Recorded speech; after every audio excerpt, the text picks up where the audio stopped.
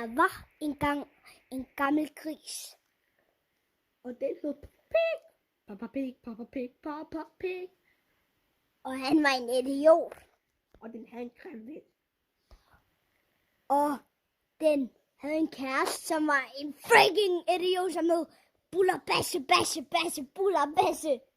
Og dens ven var Chimpanzini Bananini. Og dens anden ven var Orgalello Orgala. Kakao Ika Potamo, Coco Fanto Elefanto. Eller nej, det var jo hans sang, men hans ven hed Potabim. Og hans chimpanzini ven, han var den grimmeste. Han har en skrald på hovedet hver dag. Og han var grøn, og han var i en bananskrald. Og alle griner ham, fordi han var så meget creme og tyk og fed og god. Men grisen, den var lavet af en bombe. No. Og Chimpanzini Bananini elskede bomben. Og dens efternavn Var